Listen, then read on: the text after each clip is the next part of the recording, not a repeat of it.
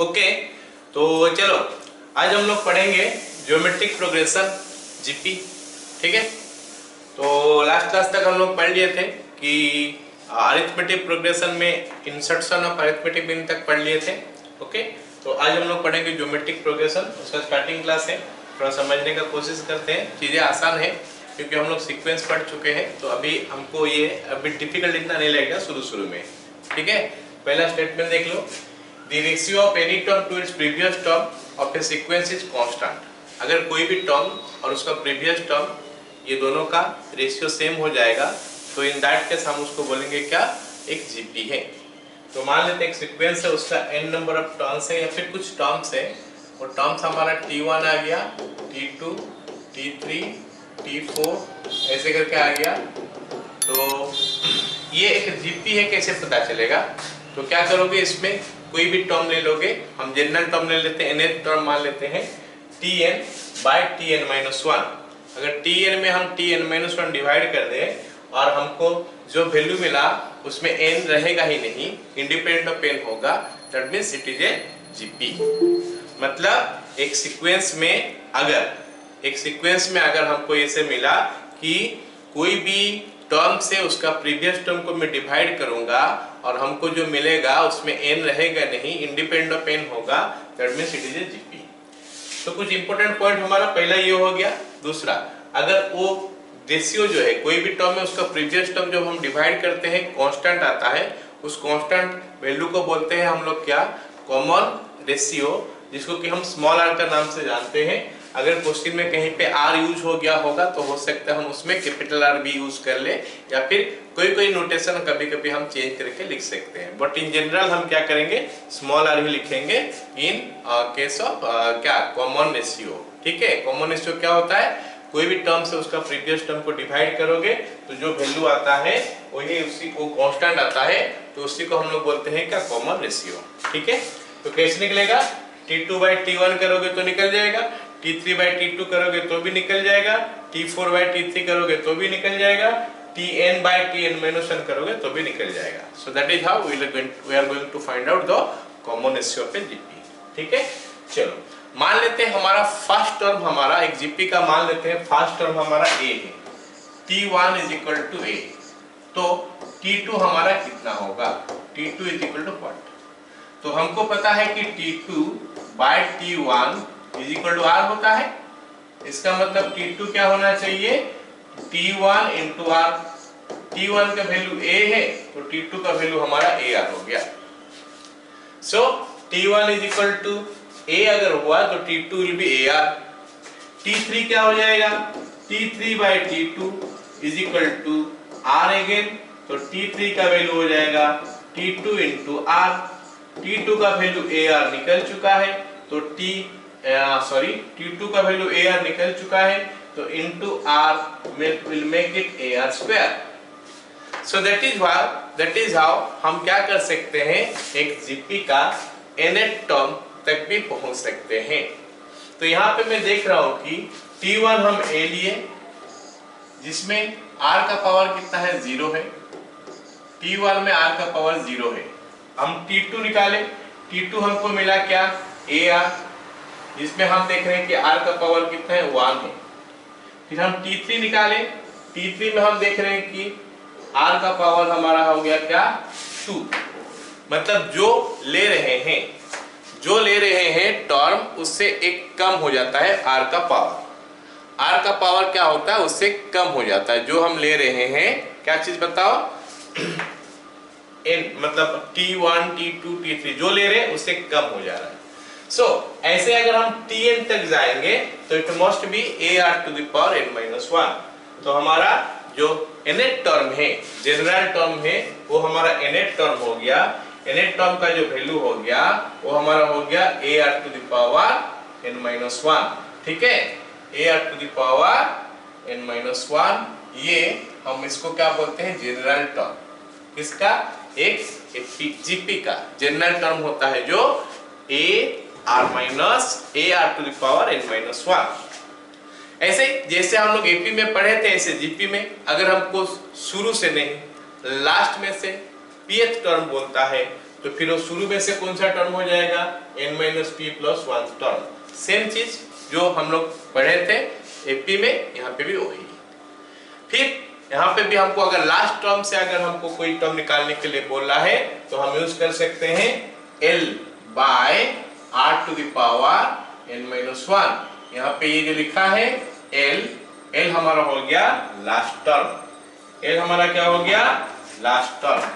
L is equal to last term. Okay, so जो AP में था सेम चीज यहाँ पे भी आ गया। ऑलराइट, अब हमारा अगर तीन ठो टर्म ए बी सी, अगर तीन ठो टर्म जीपी में होगा, A B C are in GP, then क्या होगा, कंडीशन लगा लोगे जीपी का, b by a is equal to c bye b, second by first is equal to third by second, कोई भी टर्म उसका प्रीवियस टर्म। तो b by a is equal to c bye b, तो इसको cross multiply कर देंगे तो b square is equal to ac। AP में क्या हो रहा था वो 2b is equal to a plus c, GP में क्या हो गया b square is equal to ac। ठीक है, चलो अब एपी में हम लोग पढ़े थे, याद करो एक चीज कि sum of equidistance terms from the beginning and the end of an AP is constant and is equal to the sum of first and last term। AP में भी वही होता है।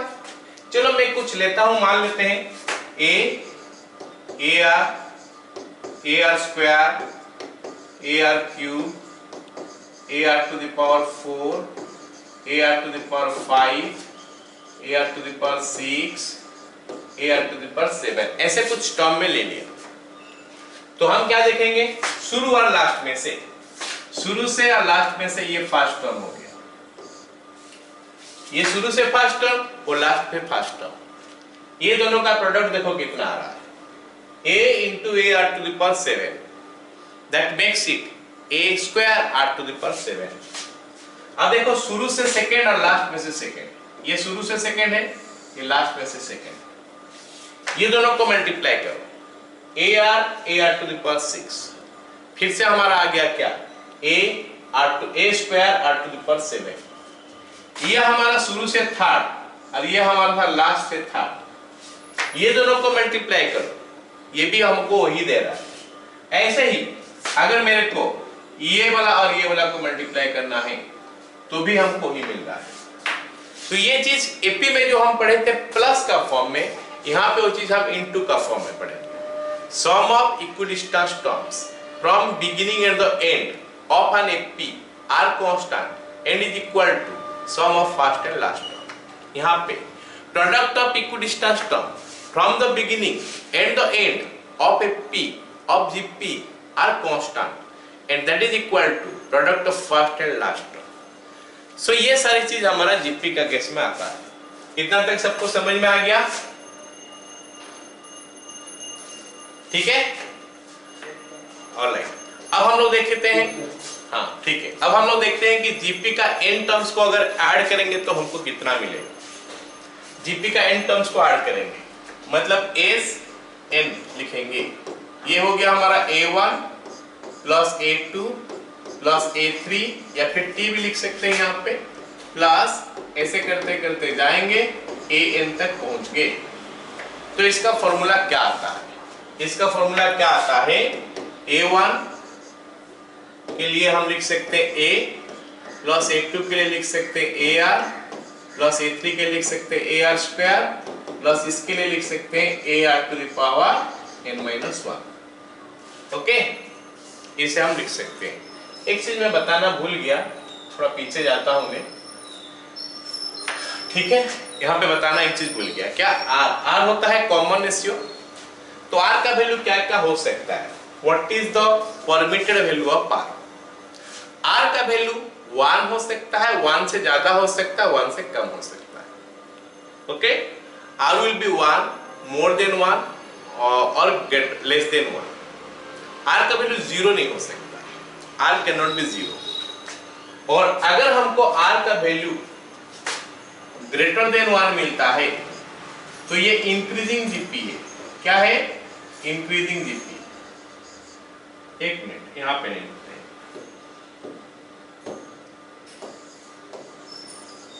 ये एक पेज हम छोड़े थे तो वहां पे लिख लेते हैं। ऑलराइट, इफ नोट करके ये वाला पॉइंट हम लिख सकते हैं। Number 1, if r greater than 1 it is increasing GP। अगर r का वैल्यू 1 से ज्यादा हुआ तो इंक्रीजिंग GP हुआ। If r less than 1 it is decreasing GP। if r is equal to 1 it is constant GP। मैं ये सब बोला इसके लिए क्या कि r इज पॉजिटिव, उसके लिए बोला। r अगर नेगेटिव है तो हम क्या बोल सकते हैं, जरा देखते हैं कि r नेगेटिव है तो क्या बोल सकते हैं। मान लेते एक जीपी है, जिसके लिए r का वैल्यू जो है ना, एक जीपी है जिसका r का वैल्यू मान लेते हैं ये है, a का वैल्यू और r का value, a is equal to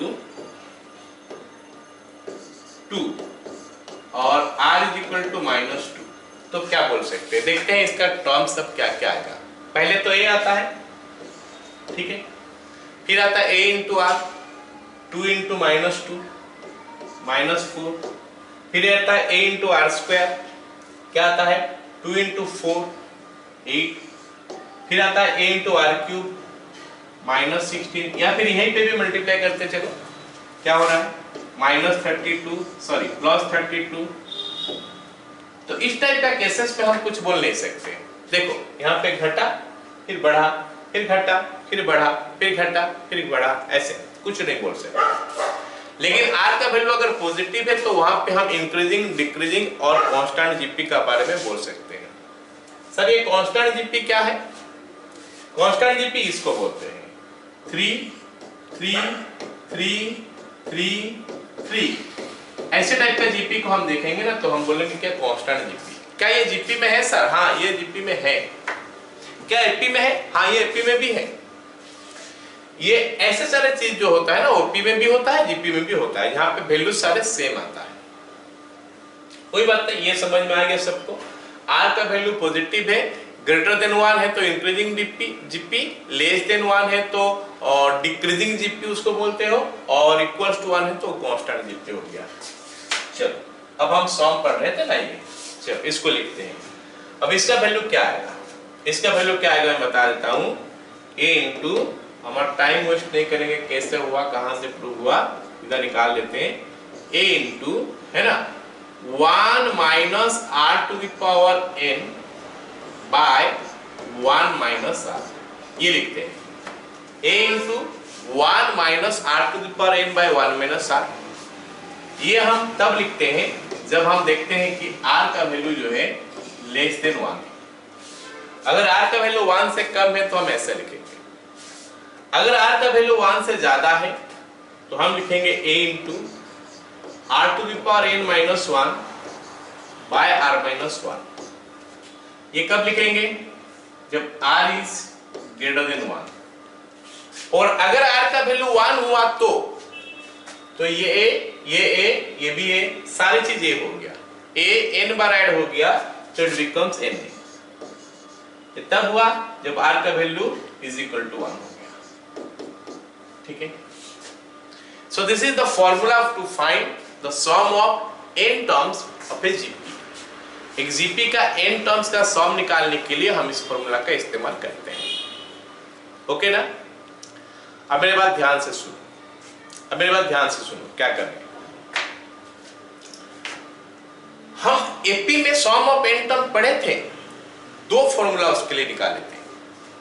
एक फॉर्मूला था हमारा कैसे, n/2 into 2a plus n minus 1 into d। एक और फॉर्मूला था n/2 into a plus l, मतलब फर्स्ट टर्म और लास्ट टर्म, इनको यूज करके हम निकालते हैं। तो यहां पे भी हम चाहेंगे तो फर्स्ट एंड लास्ट टर्म पे यूज करके हम निकाल सकते हैं। तो यहां पे लास्ट टर्म कौन सा है? यहाँ पे जो हमारा लास्ट टर्म है L is equal to AR to the power n minus 1। तो मैं इसको चाहूंगा तो AR to the power n minus 1 का फॉर्म में लिख सकता हूँ। मैं यहाँ पे फॉर्मूला में कुछ नहीं करना चाहता हूँ, लिख लूंगा यहाँ पे फॉर्मूला खाली बाहर डिराइव कर रहा हूँ। A minus AR to the power n by 1 minus R। ये क्या हुआ सर? A मल्टीप्लाई हो गया A in minus AR to the power n। इसको मैं लिख सकता हूं A minus AR to the power n minus 1 into R divided by 1 minus R। Alright ना? A minus AR to the power n minus 1 into R by 1 minus R। तो ये कितना बन गया? A minus this is you can see L into R by 1 minus R। मतलब ये formula बन गया इन क्या बोलते हैं उसको, यूजिंग द लास्ट टर्म। मतलब इसका फॉर्मूला हम लिख सकते हैं A minus LR by 1 minus R। अगर R का वैल्यू 1 से कम है तो GP का n टर्म्स का सम का दो फॉर्मूला है, एक फर्स्ट टर्म और कॉम्बिनेशन को यूज करके, एक फर्स्ट टर्म और लास्ट टर्म को यूज करके। सेम वे इसको भी हम डिराइव कर सकते हैं LR minus A by R minus 1। Clear हो गया सबको? समझ में आ गया? आज हाँ ठीक है, आज का क्लास में हम इनका यूज करेंगे नहीं, मैं खाली बता दिया, हम लोग नेक्स्ट क्लास में इनका यूज करेंगे। हाँ करेंगे, क्यों नहीं करेंगे, इसका यूज करेंगे हम आज का क्लास में भी। ठीक है, चलो अगला देखो, sum of an infinite GP. Sum of an infinite GP अगर R का वैल्यू -1 से 1 के अंदर है और ये कंडीशन भी साथ में है कि R not equal to 0। R का वैल्यू 0 नहीं है और R का वैल्यू -1 से 1 तक है, तो उस टाइप का जीपी का n टर्म्स का सम नहीं, इनफाइनाइट नंबर ऑफ टर्म्स का सम हमको निकालना है। तो S infinite will be what? तो पहले Sn हम लिख लेते हैं। Sn का फॉर्मूला क्या है?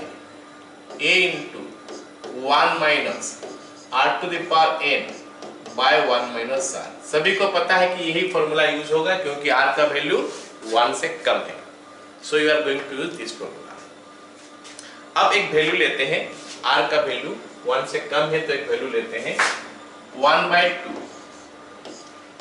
1/2 टू द पावर n में करता हूं। क्या जानते हो कि 1/2 का पावर अगर मैं इनफाइनाइट कर दूं तो कितना आएगा वैल्यू? 1/2 का पावर अगर इनफाइनाइट कर दूं, what is the value? Okay, let me write there. x to the power infinite का मैं 3 वैल्यू लिखता हूं। x पॉजिटिव है मान के लिखता हूं, 3 वैल्यू लिखता हूं। x to the power infinite का इनफाइनाइट होगा या फिर 0 होगा या फिर 1 होगा। x to the power infinite का मैं 3 वैल्यू लिख लिया, इनफाइनाइट या फिर 0 या फिर 1। अगर मैं x का वैल्यू देखता हूं 1 से कम है तो फिर आंसर अगर मैं x का वैल्यू देखता हूं 1 से ज्यादा है तो आंसर हो जाएगा क्या? इनफाइनाइट। जैसे 2 का पावर इनफाइनाइट, 3 का पावर इनफाइनाइट, 5 का पावर इनफाइनाइट, 3/2 का पावर इनफाइनाइट, ये सारे वैल्यू 1 से ज्यादा है तो इनका पावर इनफाइनाइट अगर आएगा तो आंसर विल बी इनफाइनाइट, या फिर हम इसको डज नॉट एग्जिस्ट भी बोलते हैं। 0 कब आता है? अगर x का वैल्यू 1 से कम है तो, अगर x का वैल्यू 1 से कम है तो आंसर 0, और x का वैल्यू अगर एग्जैक्टली 1 है तो आंसर हो गया हमारा 1। अब इसको देख के मेरे को बता दो कि half to the power n में अगर n का पावर में इनफाइनाइट कर दूं, n का वैल्यू इनफाइनाइट कर दूं, what will be the value? Half to the power infinite कितना होगा बताओगे?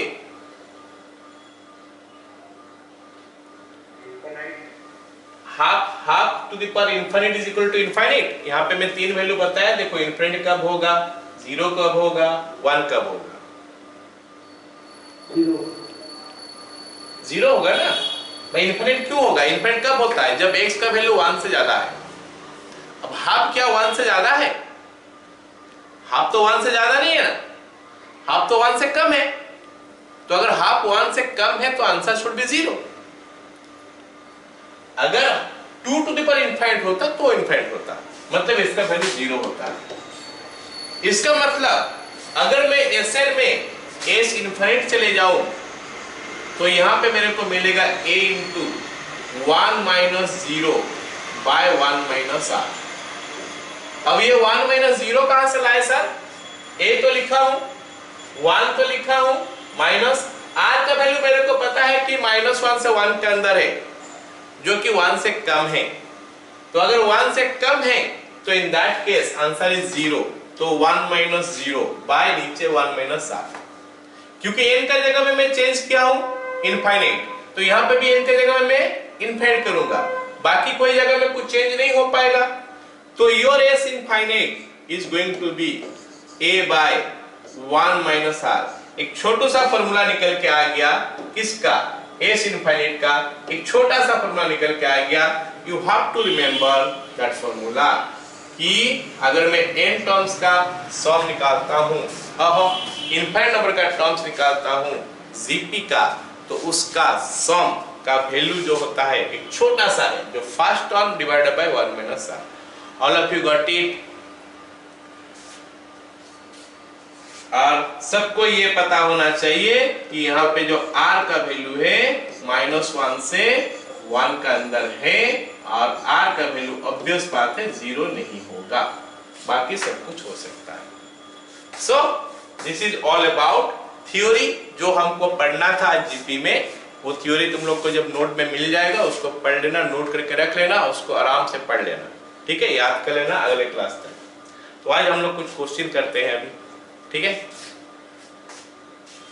चलो स्टार्ट करते हैं। पहला सवाल क्या है? इन ए जीपी, अच्छा एक काम बताऊं, जीपी में हम जब क्वेश्चन सॉल्व करेंगे ना, ध्यान से सुनो मेरे बात, जब जीपी का हम लोग क्वेश्चन सॉल्व करते हैं हमको ये डिवाइड वाला कॉन्सेप्ट काफी यूज करना पड़ता है। एपी में तो 2 इक्वेशन बन जाता है, a plus d is equal to 5, 2a plus 5d is equal to 7, तो इक्वेशन सॉल्व वैसे करते हैं। जीपी में हमको डिवाइड वाला कॉन्सेप्ट काफी यूज होता है। और एक चीज मैं आज से बता के रख दे रहा हूं, उसको याद रख लेना। हम लोग उसका यूज अभी तो नहीं करेंगे, बाद में करेंगे, है ना? बाद में बोलने से 1-2 क्लास के बाद, लेकिन आज मैं उसको बता के रख देता हूं। r to the power 4 plus r square plus 1 का फैक्टर्स जो होगा ना वो बनेगा r square plus r plus 1 into r square minus r plus 1। ये हमारा हो गया r to the power 4 plus r square plus 1 का फैक्टर। मैं पूछूंगा जब हम पढ़ेंगे आगे, तो मैं पूछूंगा कि ये बताओ कि इसका फैक्टर्स का फॉर्मूला, ये इसका क्या फैक्टर्स क्या क्या है, तो बताना प्लीज कि इसका फैक्टर्स जो है ये हो गया, ठीक है? r to the power 4 plus r square plus 1। अच्छा कैसे आया वो भी मैं बता देता हूं, क्या दिक्कत है उसमें। तो मैं लिख सकता हूं r टू द पावर 4,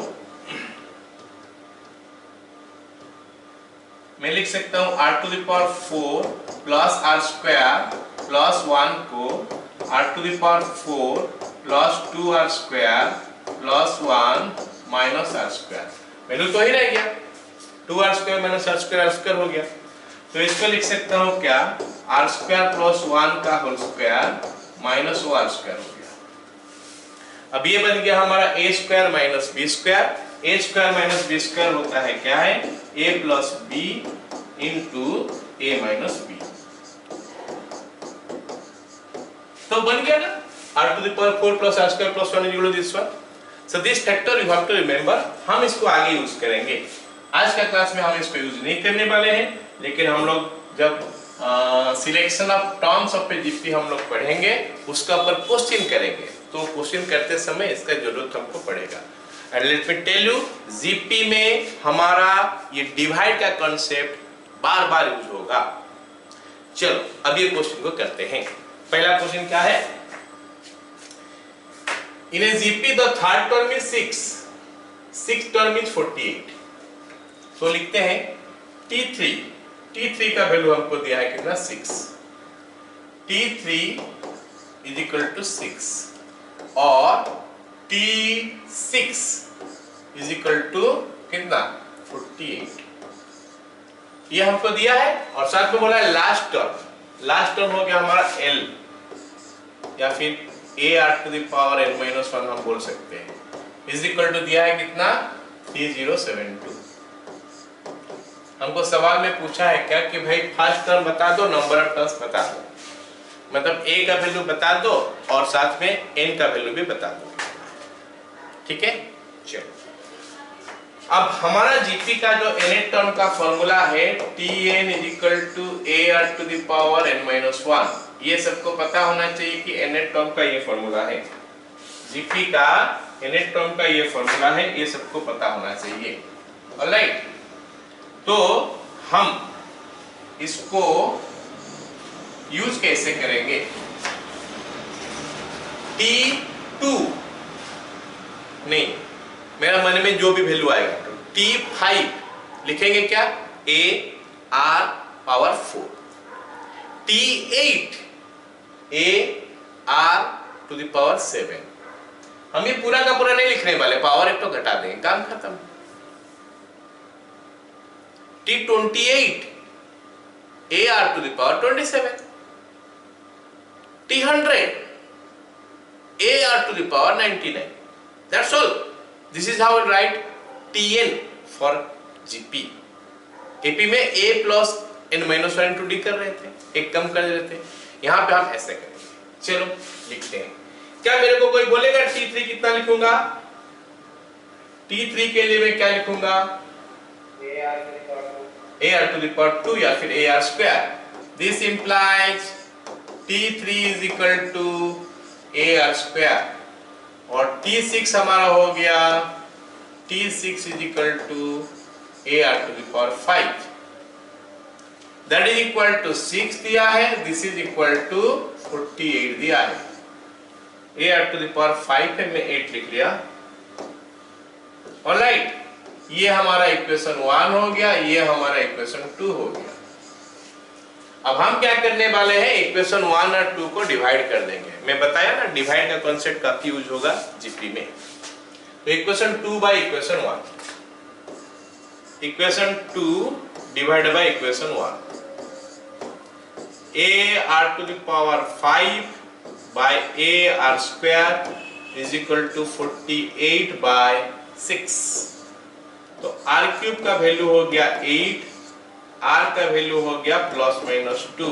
सही लिखा क्या मैं? हाँ या ना, जल्दी से बताओ। R³ is equal to 8, R is equal to ±2, सही है कि नहीं? नहीं, सही नहीं है। सही कैसे हुआ?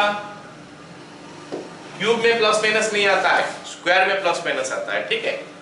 तो R इज इक्वल टू 2 खाली हुआ। चलो इसको इक्वेशन 1 में पुट कर देते हैं तो हमको A का वैल्यू मिल जाएगा।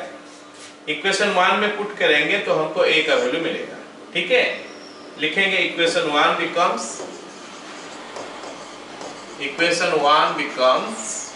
क्या हो जाएगा, A रहने देते हैं इंटू R² मतलब 4 is equal to 6।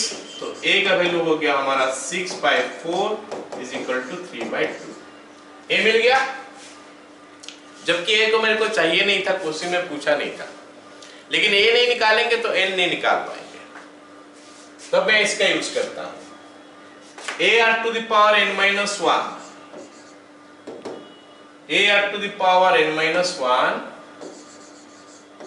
Is equal to 3072।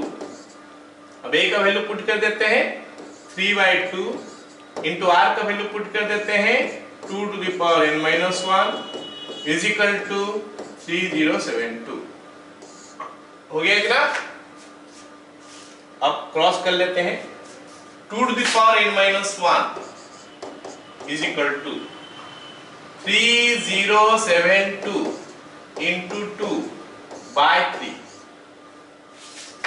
अब 3 को अगर 3072 में कैंसिल करेंगे तो मिलता है मेरे को कितना, 1024। कितना मिलेगा? ये इसको कैंसिल कर दिए तो 1024। अरे जो 1024 मतलब 2 to the power 10 होता है। 2 to the power कितना होता है? 10। तो 2 to the power n-1 is equal to 2 to the power 10 into 2 is equal to 2 to the power 11। अब हम क्या करेंगे, दोनों तरफ से पावर को इक्वेट कर देंगे। जीपी में यही कॉन्सेप्ट में काफी सारे क्वेश्चन सॉल्व होता है। इसका पावर देख लो, इसका पावर देख लो, बेस दोनों का सेम है, पावर इक्वेट कर लो। तो n-1 is equal to 11, n is equal to 12। All of you got it? ये क्वेश्चन सभी को समझ में आ गया? चलो अगला सवाल देखते हैं। अगला सवाल हमको क्या बोला है? Find 4 numbers forming a GP if the third term exceeds the first term by 9 and fourth term is 18 less than the second term। तो एक GP बोला है, नहीं एक GP बोला है 4 numbers forming a GP if the third term exceeds the second, नहीं third term exceeds the first by 9। मतलब सवाल में हमको क्या बोला है, थर्ड टर्म बोलने से T3 होता है, एक्सीड करता है मतलब ज्यादा है T1 से। कितने ज्यादा है? 9 ज्यादा है। और क्या बोला है कि fourth term is less than, fourth term is 18 less than the second term. मतलब फोर्थ टर्म में अगर 18 माइनस कर दूं तो ये हमारा सेकेंड टर्म आ जाएगा। क्या ये दो इक्वेशन सबको समझ में आया? वो जो वर्ड प्रॉब्लम दिया था उस वर्ड प्रॉब्लम को हम इक्वेशन का फॉर्म में कन्वर्ट कर लिया, मैथमेटिकल इक्वेशन का फॉर्म में। अब हमारा काम है कि ये इक्वेशन को देखेंगे, सॉल्व करेंगे, इसमें से क्या क्या वैल्यू निकल पाएगा देखते हैं। चलो अब इसको मैं लिखता हूं, है ना, इम्प्लाइज ये क्या हो जाएगा? T3 मतलब AR² माइनस T1 मतलब A इज इक्वल टू 9 हो गया।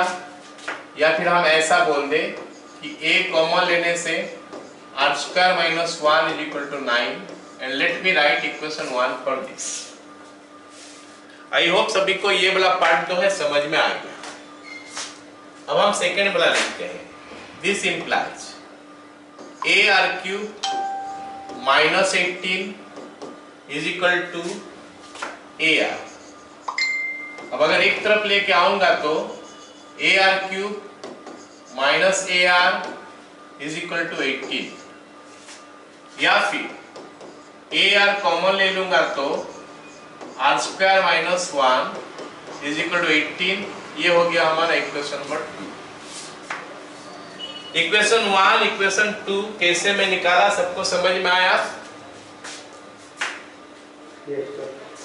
अब जैसे मैं बताया कि जीपी का क्वेश्चन करते समय काफी सारे समय हमको यूज करना पड़ेगा डिवाइड का कंसेप्ट। तो यहाँ पे भी इसको डिवाइड कर देते हैं। फायदा क्या होगा? R² के साथ R² कैंसिल, R² माइनस 1 के साथ R² माइनस 1 कैंसिल, A के साथ A कैंसिल, खाली R बच जाएगा। एक वैल्यू हमको निकल के आ जाएगा, हमारे लिए एक वैल्यू निकल के आ जाएगा R का वैल्यू। तो लिखते हैं अभी इक्वेशन 2 बाय इक्वेशन 1 क्या होगा?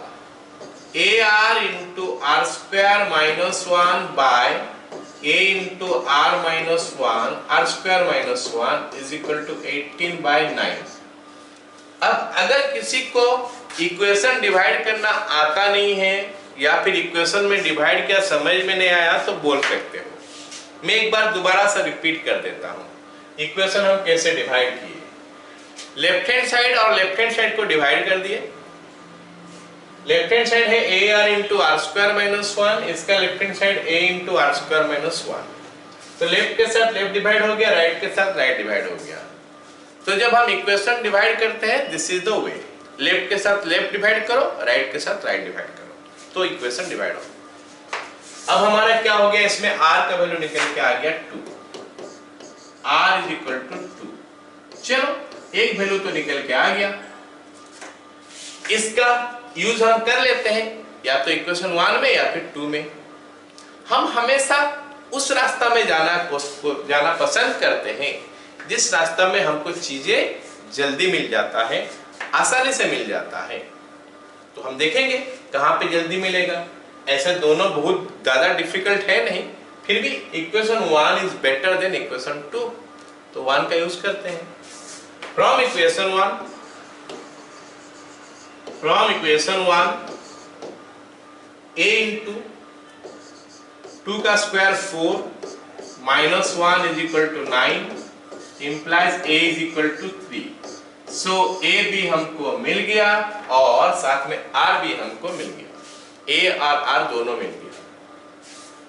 तो अब हम क्या कर सकते हैं, डिवाइड कर देंगे दोनों को, ऑलराइट। तो ऐसा जीपी बना देंगे, देयरफॉर द जीपी इज कितना हो जाएगा बोलो, a पहले 3, फिर क्या हो जाएगा AR हो जाएगा हमारा 6, फिर AR स्क्वायर हो जाएगा हमारा R का स्क्वायर 4 12, और फिर AR क्यूब हमारा हो गया कितना, R का क्यूब 8 इंटू 3 24, ये हो गया हमारा 4 टर्म। लेकिन हम शायद कुछ मिस्टेक कर चुके हैं यहाँ पे, क्यों? क्योंकि हमारा कंडीशन तो सेटिस्फाई नहीं कर रहा है, हमारा कंडीशन जो है सेटिस्फाई नहीं कर रहा है। क्या नहीं कर रहा है कि third term exceeds the first term by 9, third तो एक्सीड कर रहा है फर्स्ट पे 9 में, और क्या बोला है कि fourth term is 18 less than second term. अभी फोर्थ टर्म तो 18 ज्यादा हो गया सेकेंड से, तो क्या गड़बड़ हो गया, जरा देख के बताओ, what is the problem? Fourth term 18 less है, अच्छा फोर्थ टर्म 18 लेस बोला है, मतलब फोर्थ टर्म कम है और सेकेंड टर्म ज्यादा है। फोर्थ टर्म कम है और सेकेंड टर्म ज्यादा है, तो फोर्थ टर्म में अगर हम 18 ऐड करेंगे तो जाके हमको मिलेगा सेकेंड टर्म। तो हम यहाँ पे मिस्टेक कर चुके थे, ठीक है। तो AR क्यूब प्लस 18 हो गया, यहाँ पे माइनस 18 हो जाएगा, ये माइनस 18 हो जाएगा, ये माइनस 18 हो जाएगा, ये -2 हो जाएगा, बाकी सब सही। ध्यान दिया मेरे बात का ऊपर, हम गड़बड़ कहां पे किया थे, फोर्थ टर्म इज 18 लेस, मतलब फोर्थ टर्म कम है, सेकेंड टर्म ज्यादा है, मतलब फोर्थ टर्म में हमको ऐड करना पड़ेगा, कितना ऐड करना पड़ेगा 18, ताकि हम सेकेंड टर्म तक पहुंच पाए। So this is what we are getting. R का वैल्यू -2 निकला, मतलब ये -6 है और ये -24 है। A then AR then AR square then AR cube, so you are getting this one। अब हमारा आंसर करेक्ट है, यहाँ पे करेक्ट हो गया, देखो 12 - 3 कितना है 9, तो ये बड़ा है, ये -24 है तो ये छोटा ही हो गया इन कंपैरिजन टू -6, तो इसमें अगर मैं 18 ऐड कर दूंगा तो जाके -6 मिलेगा। क्लियर हुआ कह रहे सवाल?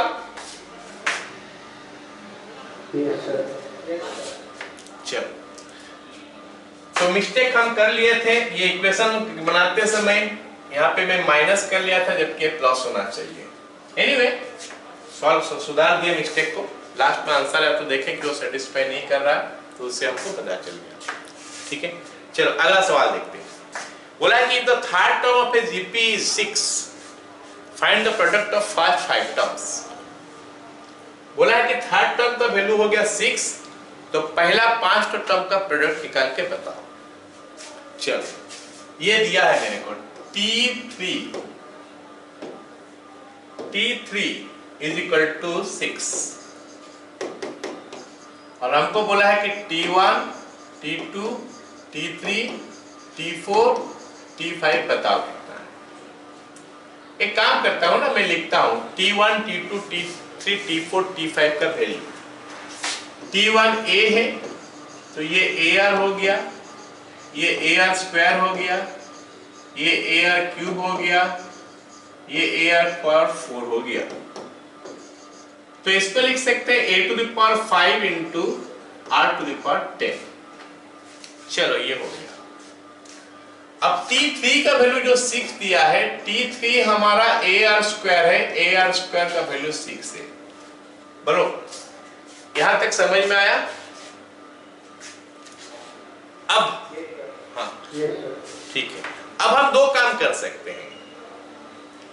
ये जो A5R⁻10 है, इसको एक्सप्रेस कर सकते हैं इन टर्म्स ऑफ AR², कुछ ऐसा AR²⁵। क्या मैं ऐसा लिख सकता हूं, हाँ या ना बोलो?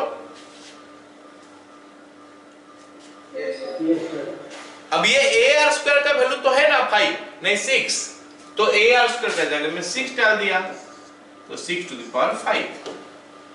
तो 6⁵ कितना होता है लिख लेना, 216 × 36 हो रहा है। 216 × 36 कितना होगा देख के लिख लेना, शायद 777 आ, बट स्टिल चेक कर लेना सही है गलत है। कोई बोलेगा कि सर नहीं ऐसे मैं करूंगा नहीं, मैं इसको कुछ दूसरा तरीका अपनाना चाहता हूं। बोलेगा कि सर मैं काम करूंगा क्या, यहां से a का वैल्यू निकाल के यहां पे डाल दूंगा। तो अगर यहां से a का वैल्यू निकालते हो तो होता है 6/r²।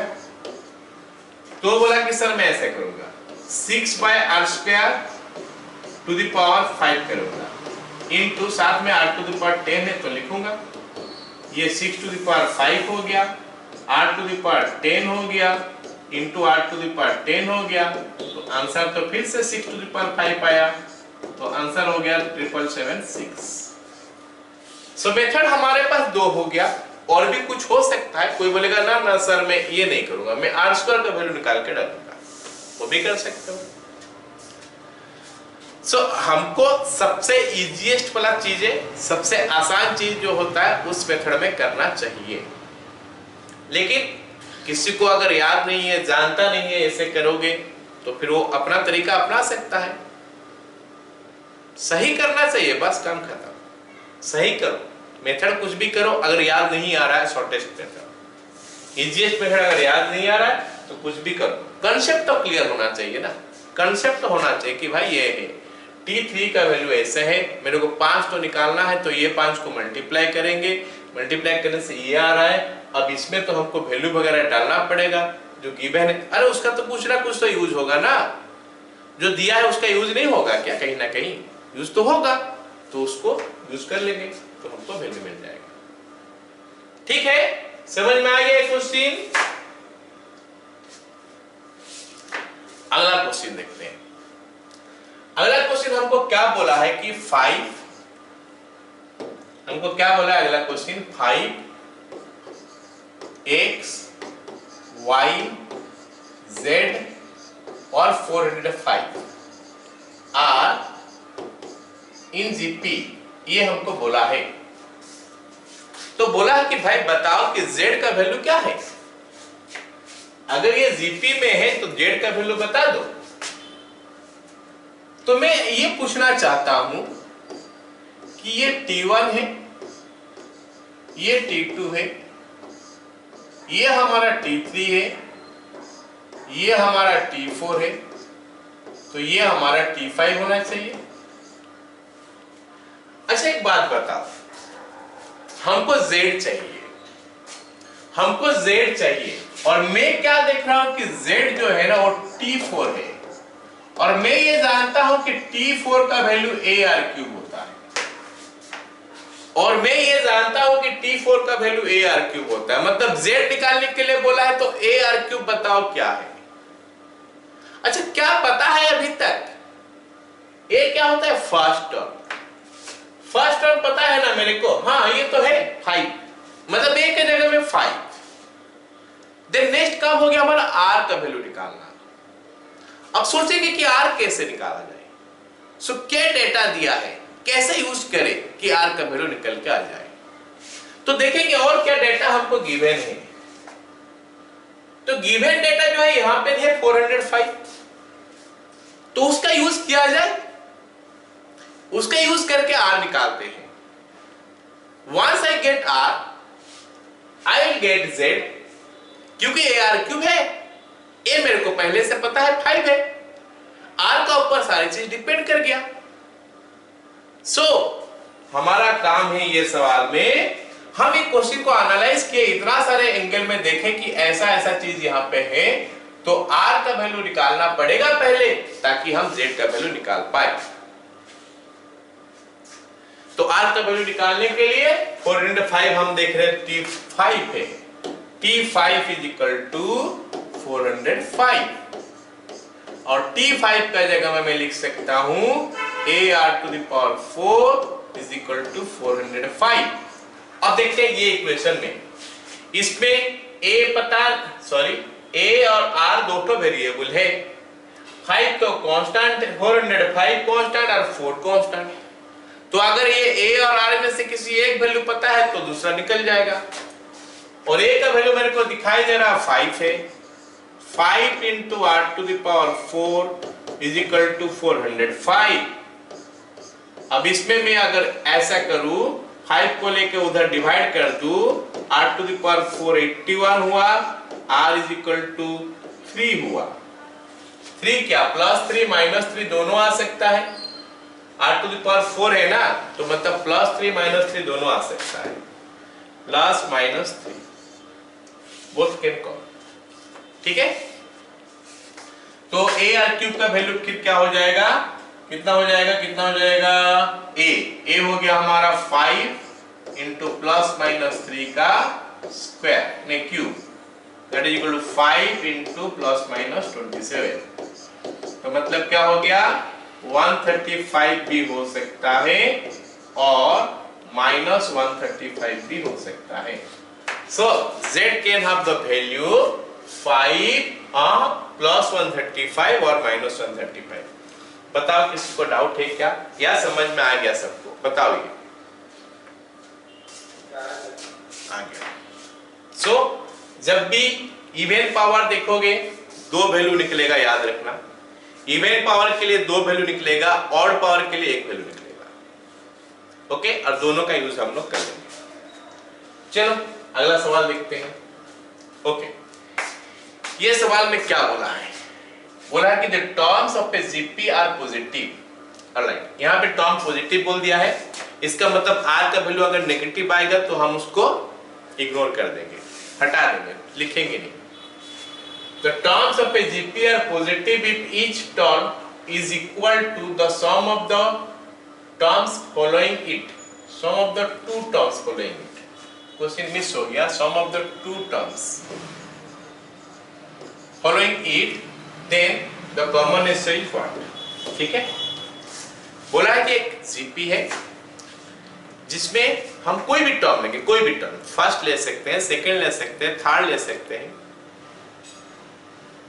वो क्या होगा, इसका आगे वाला दो टर्म का सम हो जाएगा। ऑलराइट ना, sum of the next two terms. तो बता रहा है कि r का वैल्यू कितना बताओ, क्वेश्चन में पूछ रहा है कि r का वैल्यू कितना बताओ।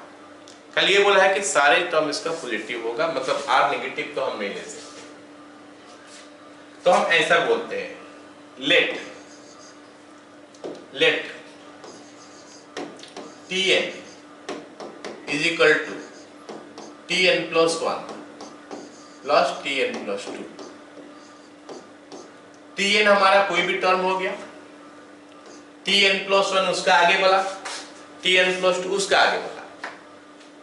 Tn हमारा कोई भी टर्म है, Tn plus 1 उसका आगे वाला, Tn plus 2 उसका आगे वाला।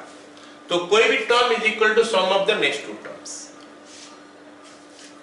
अब हम Tn का वैल्यू लिखते हैं जो कि आता है AR to the power n-1 is equal to Tn plus 1 क्या होगा, AR to the power n हो जाएगा। अरे हमको क्या करना है, A लिखना है, R लिखना है, R का पावर कितना लिखना है, जो यहाँ पे उसको होगा, जितना होगा उसे घटाना है। यहाँ पे n+1 है, एक घटाएंगे तो n ही आएगा। And what about this? What about this? AR to the power कितना होगा, कोई बताओगे मेरे को?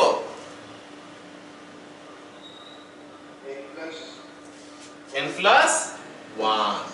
चलो अब हम एक काम करते हैं, क्या काम करेंगे, कैंसिल वगैरह करते हैं और क्या, AR to the power n-1 common ले लेते हैं, तो यहाँ पे मिल जाएगा क्या हमको R, और यहाँ पे मिल जाएगा क्या R स्क्वायर। बोलोगे सर ये क्या कर रहे हो, ये क्या कर रहे हो? चलो ऐसा नहीं करते, ऐसा नहीं करते, कंफ्यूजन हो सकता है। इसको मैं दूसरा तरीका में समझाता हूं।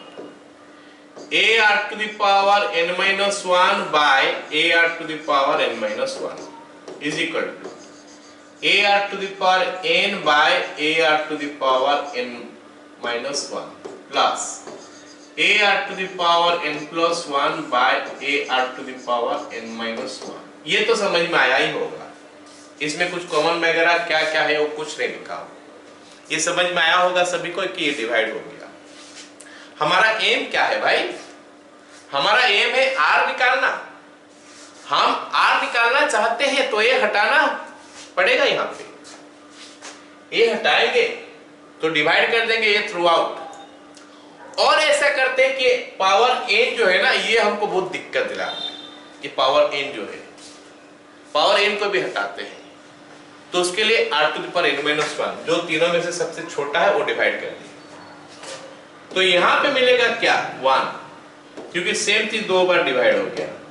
यहां पे क्या मिलेगा जरा कोई बताओ मेरे को? a के साथ a कैंसिल हो गया, यहां पे भी a के साथ a कैंसिल हो गया।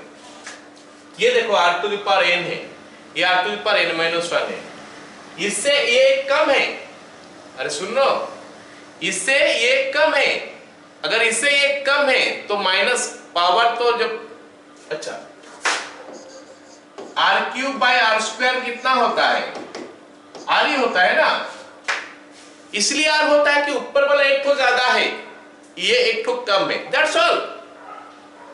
Here also will do the same thing. यहाँ पे n है, यहाँ पे n-1 है। या फिर ऐसे कर लो, इसको पावर को ऊपर चढ़ा दो माइनस करके, n minus n-1। So it is giving you r and that is giving you r²।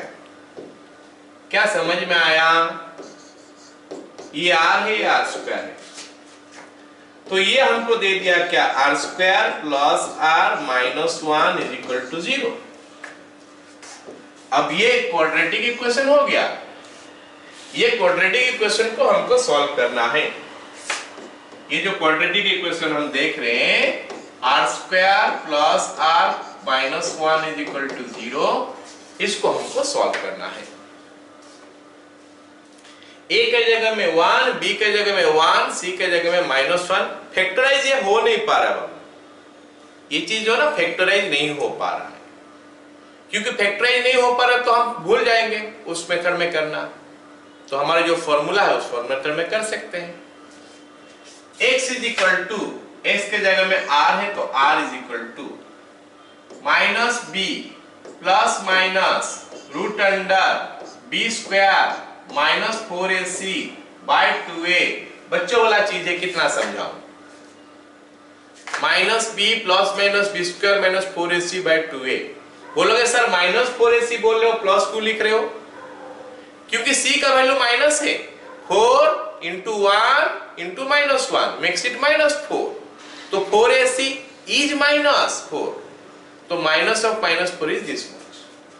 So we are getting 1 plus minus √5/2। मतलब r का दो वैल्यू आ गया। एक आया -1 प्लस √5/2, एक आ गया -1 माइनस √5/2। और इसको मैं लिख सकता हूं √5 -1/2, और इसको लिख सकता हूं -√5 -1/2। अब r का दो वैल्यू आया, हमको डिसाइड करना पड़ेगा भाई कौन सा वैल्यू लेंगे। ये दोनों में से कौन सा वैल्यू लेंगे, वो डिसाइड करने के लिए हमको ये वाला चीज दिया है, पॉजिटिव। अब इसका पिछला क्वेश्चन में देखो, ये क्वेश्चन में कहां गया वो क्वेश्चन? हाँ, ये क्वेश्चन में देखो r नेगेटिव आया था, तो एक पॉजिटिव एक नेगेटिव, एक पॉजिटिव एक नेगेटिव, और ये हमेशा आएगा। If r is negative then GP का एक तो पॉजिटिव आएगा, एक तो नेगेटिव आएगा, एक तो पॉजिटिव आएगा, एक तो नेगेटिव आएगा, हर समय आएगा ऐसे। अगर r पॉजिटिव है, अगर r पॉजिटिव है तो सारे के सारे पॉजिटिव आ जाएगा, या फिर सारे के सारे नेगेटिव आ जाएगा। नेगेटिव भी आ सकता है सारे के सारे। अगर a नेगेटिव है तो आर पॉजिटिव और ए नेगेटिव, तो सारे के सारे नेगेटिव आ जाएगा। एक पॉजिटिव एक नेगेटिव, ये इंडिकेट करता है कि आर का वैल्यू नेगेटिव होगा। क्या सभी को समझ में आया मेरे बात? सो इग्नोर किसको करेंगे? -√5 -1/2 शुड बी इग्नोर्ड। ये वाला पार्ट जो है हमारा नहीं आना चाहिए, ये नहीं आएगा। तो आर का वैल्यू क्या आ गया? √5 -1/2। √5 -1/2 कहाँ है वो तो नहीं है ऑप्शन में, यहाँ पे ये -1 बाहर आ जाएगा, ठीक है, अंदर नहीं है। ये से प्रिंटिंग मिस्टेक है ये, है ना। √5 -1, क्योंकि √5 -1 तो 4 होता है, उसको क्यों रखेगा। चलो अगला सवाल देखते हैं।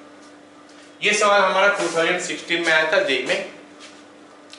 इतना कम हम लोग पढ़े हैं, उसी के अंदर ये सवाल हम कर सकते हैं। क्या बोला है देखते हैं। In the if the second, fifth and ninth term of a non-constant FP, non-constant FP का मतलब D का वैल्यू 0 नहीं है, मतलब A से हम नहीं ले सकते। non-constant FP R in GP, तो बोला क्या है कि second, fifth, ninth term of FP R in GP, तो बोल दिया है कि ये 3 ठो जीपी में है। तो हमको सवाल में बोला है कि भाई कॉमन हिस्सा बता दो, फिर इसका कॉमन हिस्सा बता दो। ये 3 ठो जीपी में है, तो फिर बता दो इसका कॉमन हिस्सा कितना है। बस इतना ही डाटा दे के वैल्यू में पूछ लिया आंसर। देखो हमको आंसर जो है ना वो वैल्यू में पूछ लिया। देखो ये नंबर में पूछ लिया, नंबर कुछ नहीं दिया है सवाल में, लेकिन आंसर हमको नंबर में पूछा है। तो क्या होगा, कैसा होगा? तो हम एक काम करते हैं, एपी का बारे में बोला है तो इसका T2 लिखते हैं, A + D, T5 लिखते हैं, A + 4D, और T9 लिखते हैं, A + 8D are in GP. अरे बोलो मेरे बात समझ में आया कि ये 3 ठो जीपी में है, बोला है सवाल में। चलो हाँ, अब बताओ अगर ए बी सी जीपी में होता है, if A B C are in GP, if A B C are in GP, तो क्या बनता है? B square is equal to AC. So this is the concept that you are going to use now. A, B, C 3 ठो term GP में है, तो B square equal to AC ऐसा बोल दो, या फिर B/A is equal to C/B बोल दो। तो हम इसको यूज करेंगे। Therefore A + 4D का whole square is equal to A + D into A + 8D। तो सॉल्व करते हैं इसको। A square plus 8AD plus 16D square is equal to A square plus 8AD plus 8D plus 8D square, ये हमको मिला। अब cancel हो गया कौन कौन? A स्क्वायर के साथ A स्क्वायर कैंसिल हो गया, और तो कुछ कैंसिल नहीं हो रहा है। हाँ 8AD कैंसिल हो गया। So you are getting something like this now, 16D square और ये हमारा 8D स्क्वायर हो गया, तो 8D square is equal to AD, तो D भी कैंसिल कर लेते हैं, A is equal to 8D आएगा। चलो ये रिलेशन तो बन गया हमारा, A और D में रिलेशन बन गया, वो भी नंबर का फॉर्म में। अच्छी बात हो गया कि हमारा आंसर जो है अभी नंबर का फॉर्म में मिल सकता है। अब जीपी कौन कौन है? ये जीपी में है। अगर जीपी में है तो कॉमन रेशियो कैसे निकालते हैं? सेकेंड बाय फर्स्ट या फिर थर्ड बाय सेकेंड। तो मान लेते हैं ये बाय ये लिखते हैं, r is equal to a plus 4d divided by a plus d।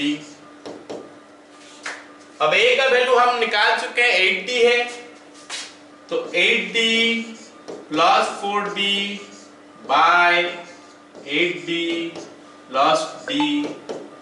8d plus 4d हो गया हमारा 12d डिवाइड बाय ये हो गया हमारा 9d। इसको अगर 3 में कैंसिल करते हैं तो आंसर आता है 4/3। तो 4/3 हमारा आंसर होना चाहिए इसका। क्या सबको समझ में आया? See, this is the question asked in 2016 JEE, है ना? कितना छोटा सा कॉन्सेप्ट है, मतलब सारी चीज, मतलब कॉन्सेप्ट छोटा छोटा चीज अगर जानोगे तो आराम से कर सकते हो, जेई में भी क्वेश्चन अटेंड कर सकते हो। एक और सवाल आ गया 2014 में आया था, ये देखते हैं इसको कैसे करेंगे। बोला है क्या, 3 positive numbers form an increasing GP. यहाँ पे बोल दिया इंक्रीजिंग जीपी है, मतलब आर का वैल्यू 1 से ज्यादा होना चाहिए। If the middle term is doubled the new numbers are in AP then the common ratio is what. तो पहले ले लेते हैं लेट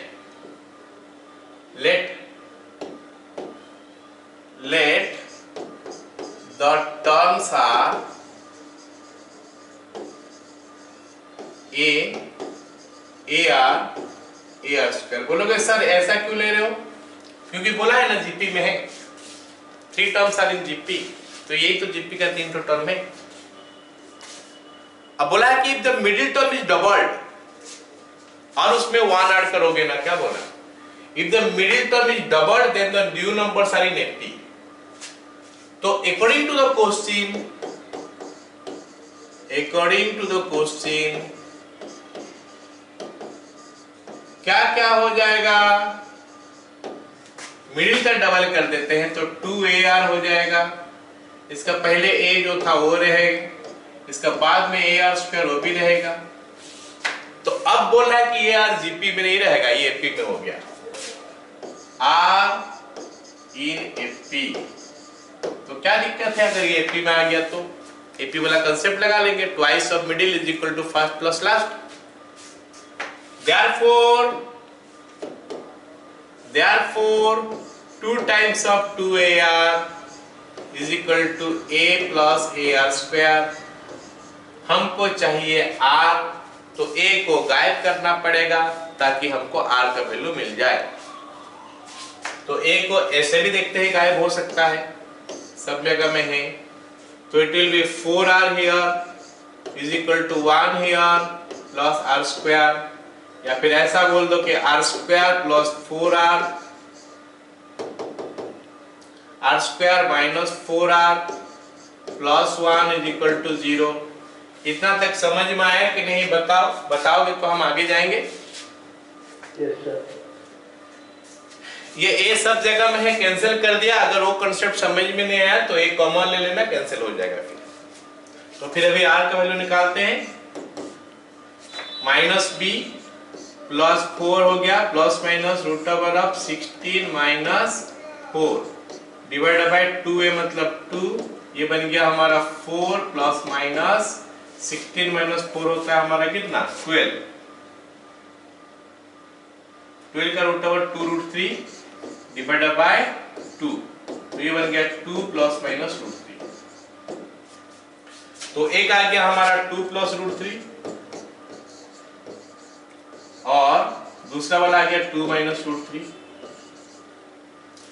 हमको इंक्रीजिंग जीपी बोला है। अच्छा, इंक्रीजिंग जीपी में आर का वैल्यू क्या होता है, 1 से ज्यादा होता है, और डिक्रीजिंग जीपी में आर का वैल्यू 1 से कम होता है। तो हमको पता है कि रूट 3 का वैल्यू होता है 1.732, तो 2 में अगर 1.732 ऐड करोगे तो ये बढ़ गया, 1 से ज्यादा हो गया। 2 से अगर 1.732 माइनस करोगे तो ये 0 पॉइंट समथिंग आ रहा है, मतलब ये लेस देन 1 आ रहा है, ये ग्रेटर देन 1 है। तो ये हमारा आंसर हो जाएगा, ये हमारा ग्रेटर देन 1 है, ये हमारा लेस देन 1 है। तो हमारा जो आंसर होगा वो आंसर आएगा 2 प्लस रूट 3। ठीक है, और 2 प्लस रूट 3 हमारा कहाँ है, ऑप्शन डी में है। ये हमारा आंसर होगा। किसी को प्रॉब्लम हो रहा है बड़ा समझने में? इफ एनीबॉडी फेसिंग प्रॉब्लम, बोल सकते हो? No sir. सिंचनी तुमको समझ में आ रहा है? चलो ठीक है। अगला सवाल, अगला सवाल देखते हैं। दीपिका समझ में आ रहा है? दीपिका,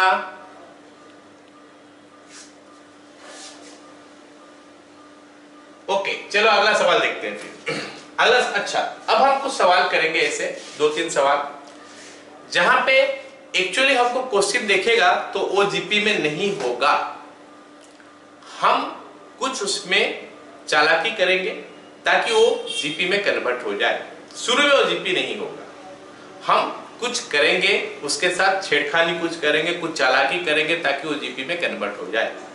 उस टाइप का सवाल अभी हम लेते हैं। ये हो गया हमारा पहला सवाल। ये सम ऑफ द एन टर्म्स का सवाल है ना। 1/2 प्लस 3/4 प्लस 7/8 प्लस 15/16 ऐसे करके हमको बोला है क्या 16 टर्म्स आ गया, सॉरी 14 टर्म्स आ गया। लेकिन मेरे को दिखाई दे रहा है कि भाई ये तो जीपी में नहीं है, क्योंकि ये दोनों को अगर मैं डिवाइड करता हूं तो मेरे को मिलता है 3/4 बाय 1/2 3/2 मिलता है। ये दोनों को डिवाइड किया, ये दोनों को डिवाइड करूंगा तो मिलेगा 7/8 बाय 3/4, इसके साथ ये कट गया तो 2 हो गया 7/6। तो सेम तो हुआ नहीं, सेम नहीं हुआ इसका मतलब जीपी में नहीं है। फिलहाल ये जीपी में नहीं है, तो भाई कैसे ऐड करें फिर? अगर जीपी में है नहीं तो कैसे ऐड करें? पूरा का पूरा सारे टर्म लिखेंगे, 14 टर्म लिखेंगे जैसे लिखा हुआ है, फिर एलसीएम वगैरह लेके सॉल्व करेंगे। नहीं, ऐसा नहीं करेंगे, ऐसे मजा नहीं आएगा। इतना लंबा सा हम कैसे करेंगे? तो इसको जीपी का फॉर्मेट में लेके आते हैं हम लोग। कैसे लाएंगे देखो जरा ध्यान से देखो। ये क्या, इसको जो है ना, ये वाला चीज जो सारे जो चीज है उसको मैं ऐसा लिखता हूं। कैसे बोलो?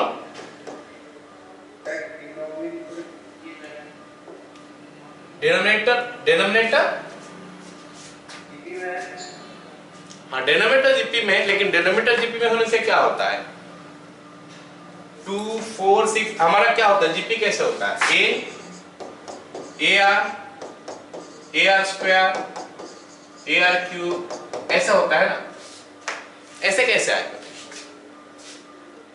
2 4 8 16 ये जीपी में है, ठीक है समझ में आ गया ये जीपी में है, लेकिन न्यूमरेटर उसके साथ तो कुछ अलग अलग चीज है ना। तो डिनोमिनेटर जीपी में होने से हम क्या कर सकते हैं, हमारा होना चाहिए क्या टर्म जीपी में होना चाहिए, ये टर्म जीपी में होना चाहिए। उसके अंदर में कोई एक चीज लिखा है वो जीपी में नहीं होगा, ऐसे नहीं होगा। पूरा टर्म जो टर्म जीपी में होना चाहिए ताकि हम जीपी वाला फॉर्मूला लगा पाए। तो अभी हम लगा नहीं पाएंगे जीपी वाला फॉर्मूला, तो हम क्या करते हैं जरा देखो 2 - 1/2 लिखते हैं plus 4 - 1/4 plus 8 - 1/8 plus 16 - 1/16 plus up to 14 terms. अब मन में ये ख्याल आएगा कि सर हम कैसे सोचे, आप तो किए होंगे क्वेश्चन, प्रैक्टिस किए होंगे, आपको पता है हम कैसे पता करें। तो जैसे ही क्वेश्चन आया मन में और उसका सवाल भी मन में आया, सेम चीज मैं बोलने वाला हूं तुम लोगों को। तुम बोलोगे कि सर आप ये सवाल प्रैक्टिस किए हैं, आप पहले से जानते हैं सवाल को, तो आप बता दिए ऐसे होगा। तो उसमें ये चीज तो बोला है ना तुम लोग कि सर ये आपको प्रैक्टिस किए होगे, सेम चीज तुम लोग को भी करना है। जैसे ही प्रैक्टिस करते करते जाओगे सवाल का वेराइटीज पता चलते जाएगा। हाँ ऐसे टाइप का सवाल भी आ सकता है, तो इस टाइप का सवाल को हम ऐसे डील करेंगे। अब समझ में आ गया, एक सवाल कर लिए, इस टाइप का कुछ और सवाल आएगा 14 terms 15 terms 60 terms n term दिया होगा, चलो कुछ सोचते हैं। ऐसे तो किए थे क्वेश्चन में, ऐसे ट्राई किए थे, ऐसे इसको भी ऐसे टाइप पे करते हैं, तो हो सकता है हमारा काम बन जाएगा। तो अभी क्या हो गया, ये अलग अलग कर देंगे तो 1 माइनस 1/2 आया, plus 1 minus 1/4 plus 1 minus 1/8 plus 1 minus 1/16 plus dot dot dot up to 14 terms. अब हम 1 अलग अलग कर लेते हैं, 1 प्लस 1 अप टू 14 टर्म्स, ये लिख लिया। 1 हम लिख लिए 14 टर्म्स तक। उसके बाद हम क्या करेंगे, माइनस कॉमन ले लेंगे, इसमें भी माइनस, इसमें भी माइनस, इसमें भी माइनस, सारे में माइनस है। 1/2 plus 1/4 plus 1/8 plus up to 14 terms. अब जरा ध्यान से देखो, क्या ये जीपी में नजर आया? ये जीपी में है कि नहीं? This by this half, this by this half, this by this half, सारे हाफ हो रहा है, तो फिर वो जीपी में है। तो हम इसका आंसर कैसे निकालेंगे? ये 14 बार ऐड हुआ तो 14 हो गया, प्लस नहीं माइनस। यहाँ पे हमारा फॉर्मूला आ जाएगा, कौन सा फॉर्मूला आएगा? a इंटू, ये फॉर्मूला आएगा a into 1 minus r to the power n by 1 minus r, ये फॉर्मूला आएगा क्योंकि यहाँ पे r का वैल्यू 1 से कम है, हाफ है r का वैल्यू। तो a का वैल्यू 1/2 है into 1 minus 1/2 to the power n का वैल्यू 14 है बाय 1 माइनस 1/2। क्या यहाँ तक समझ में आया सारे को? हाँ या ना बोलो जल्दी से। चलो फिर अब हम इसको सिंप्लीफाई करते हैं to get the final answer. ये 14 हो गया, ये माइनस हो गया, ये और ये दोनों कैंसिल हो जाएगा। देखो 1 माइनस हाफ, हाफ होता है, ये हाफ है, कैंसिल हो गया, तो हमको मिल गया 1 माइनस 1/2 टू द पावर 14। अब ब्रैकेट ओपन कर दोगे तो ये 14 माइनस 1 13 हो गया, माइनस ऑफ माइनस प्लस हो गया, और साथ में 1/2 टू द पावर 14। ये इसका आंसर है, ठीक है। अगला सवाल, ये हमारा जेई में आया था 2013 में। ये सवाल भी देखते हैं कैसे करेंगे। दिया क्या है, सम ऑफ 20 टर्म्स ऑफ 0.7 0.77 0.777 ऐसा करके 20 टर्म्स है। मतलब हमको दिया है कि 0.7 प्लस 0.77 प्लस 0.777 प्लस ऐसे करते करते जाओगे अप टू 20 टर्म्स, तो फिर इसका वैल्यू कितना होगा बताओ। ये क्वेश्चन एक फिर से ऐसा सवाल है। एक्चुअली ये सवाल ना हम बहुत करते हैं, जब हम लोग पढ़ते हैं जीपी पढ़ाते समय हम लोग इस टाइप का सवाल जो है ना काफी बार करते हैं। इस टाइप का सवाल ये देखो, यहाँ पे फाइंड द सम, एक ये हो गया, एक ये हो गया, एक ये हो गया, यहाँ पे 7 हो गया, 0.77, इसका n टर्म सबका सम निकालने के लिए हम लोग पढ़ाते हैं हमेशा, और उसी का ऊपर क्वेश्चन आ गया। ये वैल्यू 7 है, कभी कभी 9 भी हो सकता है, नहीं 9 नहीं होगा, 7 है, कभी कभी 8 हो सकता है, कभी कभी 5 हो सकता है, ये जो नंबर है, और हमको पॉइंट में दिया है, और ये 777 777 ऐसे करके हो सकता है, पॉइंट में भी हो सकता है, बिना पॉइंट वाला भी हो सकता है। इसका सम निकालने के लिए बोल सकता है। तो ये सब आज तो टाइम नहीं होगा, नहीं करेंगे, नेक्स्ट क्लास में करेंगे। एनीवे अब इस क्वेश्चन को करते हैं, कैसे करेंगे देखो। ये अब फिलहाल नहीं है, दिखाई दे रहा होगा, लग रहा होगा कि भाई ये तो जीपी में लग रहा है, दिस बाय दिस करेंगे, दिस बाय दिस करेंगे, लेकिन नहीं है। दिस बाय दिस करोगे जो निकलेगा, दिस बाय दिस करोगे वो नहीं निकल रहा। तो फिर इसको करें कैसे, देखो कैसे करोगे। तो मैं सबसे पहले यहां से 7 कॉमन लूंगा, 0.1 आया, 0.11 आया, 0.111 आया, प्लस अप टू 20 टर्म्स आ गया। फिर मैं क्या करूंगा, 7/9 लिखूंगा, 0.9 आया, 0.99 आया, 0.999 9 आया ऐसे अप टू 20 टर्म्स। बोलोगे सर ये क्या कर दिए? इसमें हम क्या कर रहे हैं, 9 मल्टीप्लाई किए ऊपर में और डिवाइड किए। जो 9 मल्टीप्लाई हुआ वो सारे के साथ मल्टीप्लाई हो गया, कुछ इस टाइप का चीज आ गया। ऐसा क्यों कर रहे हो सर, ऐसा क्यों कर रहे हो? इसीलिए कि मैं जीपी का फॉर्म में इसको लाना चाहता हूं। अब देखो कैसे आएगा जीपी का फॉर्म।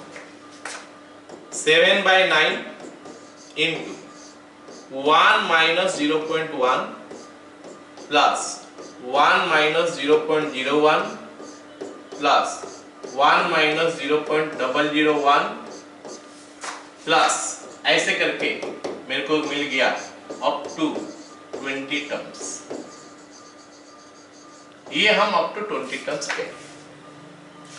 अब हमारा क्या हो गया, 7/9 तो बाहर है ही, ये 1 जो है ना सारे प्लस है, 1 प्लस 1 प्लस 1 प्लस ऐसे करके 20 टाइम्स हो गया।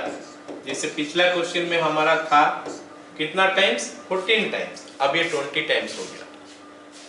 Minus 0.1 plus 0.01 plus 0.001 plus up to 20 terms, up to 20 terms. चलो अब देखो ये जो दूसरा वाला है ना ये जीपी में है।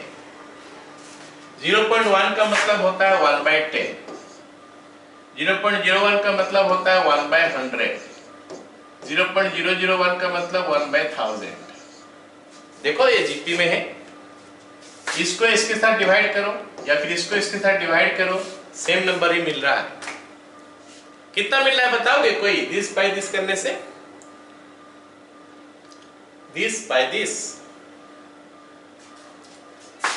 इसमें अगर 1/100 में 1/10 मिल रहा है, मतलब हमारा कॉमन रेशियो जो है ना 1/10 है।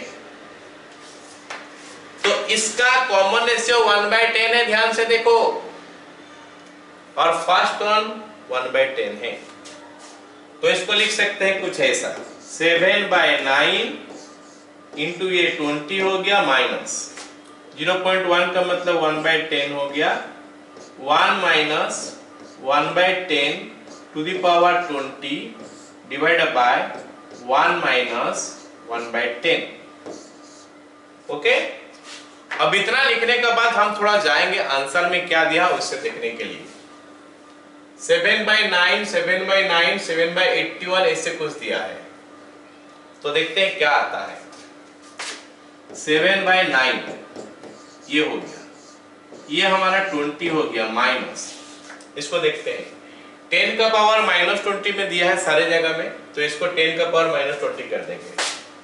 1 माइनस 10 का पावर -20 डिवाइडेड बाय, जरा देखो यहाँ पे ये 1/10 होगा, ये 9/10 होगा, क्या दिखाई दे रहा है सबको? ये 1/10 और ये 9/10। 1/10 में अगर 9/10 नीचे है तो ये दोनों को कैंसिल वगैरह करेंगे तो नीचे 9 आ जाएगा। अब मेरा आंसर आने लगा 7/9 इंटू एलसीएम ले लूंगा तो एलसीएम 9 हो जाएगा, एलसीएम लूंगा तो एलसीएम 9 हो गया, यहाँ पे आ गया 180 minus 1 plus 10 to the power -20। So what is your answer? 7/81 7/81 into 180 minus 1 हो गया 179 प्लस 10 to the power -20, ये हमारा आंसर हो गया, जो कि हमारा कौन सा ऑप्शन में है? ऑप्शन नंबर सी, ये आ गया हमारा आंसर। क्लियर? चलो एक और क्वेश्चन करते हैं, ये लास्ट क्वेश्चन करेंगे आज का क्लास का, फिर हम लोग आगे वाला क्लास में बाकी सब क्वेश्चन करेंगे और क्वेश्चन करेंगे, ठीक है? चलो क्या बोला है कि a number consist of 3 digits in GP. जैसे मान लेते हैं एक नंबर है PQR, इसमें PQR जीपी में है, मतलब P का वैल्यू A हो गया, Q का वैल्यू AR हो गया और R का वैल्यू क्या हो गया AR स्क्वायर, है ना? the sum of the middle digit, sorry, the sum of twice the middle digit by 1 is equal to sum of left and right. मतलब इसमें डबल करोगे और 1 ऐड करोगे तो लेफ्ट एंड राइट का सम होगा। तो हम लिख सकते हैं let the digits R A फिर ए आर फिर ए आर स्क्वायर। अब हम अकॉर्डिंग टू द क्वेश्चन लिखते हैं। According to the question 2 times of AR plus 1 is equal to A plus AR square। ये हमारा पहला इक्वेशन हो गया। 2 times of AR is equal to A plus AR square। ये पहला इक्वेशन हो गया। इसमें से काम करते हैं, A1 को छोड़ देंगे, बाकी सबको एक तरफ कर लेते हैं। AR square minus 2AR plus A is equal to 1। A common ले लिए तो आ गया R square minus 2r plus 1 is equal to 1। Equation number 1 हो गया। क्या ये r माइनस 1 का होल स्क्वायर हो रहा है? हो तो रहा है r माइनस 1 का होल स्क्वायर। एनीवे चलो इसको इक्वेशन 1 करते हैं। दूसरा कंडीशन क्या दिया है? Also the sum of the left and middle, left or middle, इनका sum is 2/3 of the middle and right।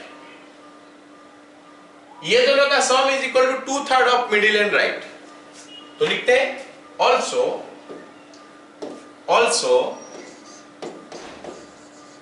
sum of left and middle a plus ar is equal to 2/3 मतलब 2/3 of middle and right AR plus AR square। आया समझ में सबको? अब यहां पे actually हमारा R का वैल्यू निकल जा रहा है क्योंकि A कैंसिल हो जा रहा है। तो 3 plus 3R is equal to 2R plus 2r square. बोलोगे सर a कहां गया? a सारे में है तो कैंसिल कर दिया मैं। तो ये आ गया 2r square minus r minus 3 is equal to 0 हो गया। 2r square minus r minus 3 is equal to 0। अब इसको सॉल्व करते हैं। 2r स्क्वायर माइनस नहीं plus 2r minus 3r minus 3 is equal to 0। 2r common आ गया तो आ गया r प्लस 1 माइनस 3 कॉमन आ गया तो आ गया r plus 1 is equal to 0। तो r plus 1 into 2r minus 3 is equal to 0। तो r का वैल्यू माइनस 1 आया, r का वैल्यू 3/2 आया। कोई मेरे को बताओ कि r is equal to minus 1 हम क्यों नहीं लेंगे? माइनस 1 हमको लेना नहीं है, लेकिन क्यों लेना नहीं है माइनस 1? माइनस 1 क्यों लेना नहीं है? क्योंकि हम लोग को डिजिट्स नंबर्स जो है 3 डिजिट नंबर है, उसमें सारे डिजिट होना चाहिए। तो डिजिट नेगेटिव कहां आएगा? अगर r का वैल्यू नेगेटिव आया तो एक पॉजिटिव एक नेगेटिव ऐसे आता है, तो इसलिए r is equal to minus 1 नहीं लेंगे। तो r माइनस 1 जो है ये रिजेक्ट हो गया, ये रिजेक्ट हो चुका है, मतलब r का वैल्यू 3/2 हो गया। तो 3/2 यहां पे पुट कर देते हैं। Putting r is equal to 3/2 in equation 1। तो हमको क्या मिलेगा? a इंटू, इतना कैलकुलेशन क्यों करेंगे? हम पहले जो बता रहे थे उसी को मान लेते हैं। ये r माइनस 1 का होल स्क्वायर हो रहा है। एक काम करते हैं, लिख ही लेते हैं ना, काम खत्म। a इंटू r माइनस 1 का whole square is equal to 1। ये इक्वेशन 1 हो गया। a इंटू r माइनस 1 का होल स्क्वायर, तो ये हो गया हमारा कितना भी 3/2 माइनस 1 का whole square is equal to 1। 3/2 minus 1 होता है हाफ, तो होल स्क्वायर करोगे तो 4 आएगा 1/4 इज इक्वल टू 1। तो a का वैल्यू आ गया 4। ठीक है, अब हम देखते हैं कि p क्या हो गया। p का वैल्यू आ गया हमारा a जो कि 4 है। p is your a that is equal to 4। q का वैल्यू होता है ar that is equal to 4 into 3/2, वो हो गया हमारा 6, और r का वैल्यू हो गया हमारा ar² that is 4 into 9/4 is equal to 9। Therefore number जो कि हमारा PQR था वो बन गया हमारा 469। क्लियर हो गया सबको ये सवाल?